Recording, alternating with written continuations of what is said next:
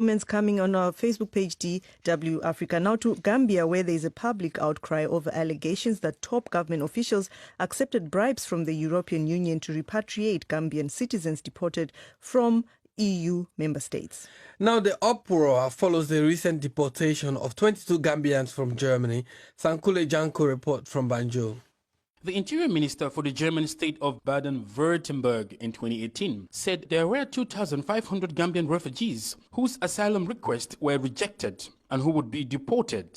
After 2 years of reluctance to repatriate its deported citizens, Gambian authorities have finally succumbed to pressure from the European Union. A chartered flight from Germany arrived in the Gambian capital, Banjul, in the early hours of November 19. On board were 22 Gambian deportees. Their arrival has sparked an outcry among some Gambians who accuse government officials of bribery in exchange of accepting the deportees. I am equally disappointed as a Gambian because I believe there could have been some better strategies that the government could use. It's frustrating to survive in the Gambia. So in accepting deportees, bringing them back in a country that is not economically growing, I believe it's going to be an extra problem. I think the Gambia government should devise ways of trying to make sure that these migrants are granted permission to live in and work in Germany, rather than having about 2,000 people being deported to the Gambia, frustrated and having a lack of opportunities for jobs, and also having a lack of opportunity to fully reintegrate. Gambia had placed a moratorium on repatriating its deported citizens, especially from Germany, where Gambians from Europe are usually returned from. The moratorium continued until October 2019, when Gambia agreed with the EU to either accept its deported citizens or face sanctions. Gambia's Information Minister, Ibrahim Silla, recently told a radio station in Banjul that they managed to agree with the EU to let Gambians stay in Europe, but failed to dwell on the agreement.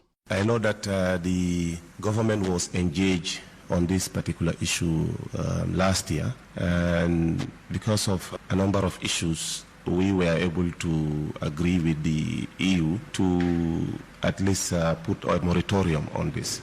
Although Gambian officials denied accepting EU bribes, government spokesperson Ibrahim Sankare admitted that it was the EU's threats to impose sanctions which led to Gambia repatriating its citizens. More aid and very stiff sanctions that can also go to undermine our economy. Like the price of bread, for instance, could have skyrocketed as a consequence of the Gambia government's belligerence in accepting the deportees from $7 per loaf of bread maybe to some $20. And even the fuel that we buy to import stuff into the Gambia could have also been hamstrung. There are more than 30,000 Gambians in major European countries, mostly in France, Italy, and the majority in Germany. According to German statistics agency, Destatis, in 2012, there were just 3,500 Gambians in Germany. 5 years later, this number had grown to more than 16,000. According to reports, these figures represented one of the highest numbers of any single country's migrant population in Germany. Since December 2016, the EU has given Gambia 365 million euros in development funds. According to the official deal between the EU and Gambia, the West African country must accept the deportation of 50 Gambians monthly or risk sanctions. For now, it appears Gambian authorities would rather accept the deportation of its citizens from Germany than to lose the financial support it's receiving from the EU. Thanks, Sakule Janko, for that report. And earlier on, we also posted on our Facebook page. There's a lot of comments there, Abu. Indeed.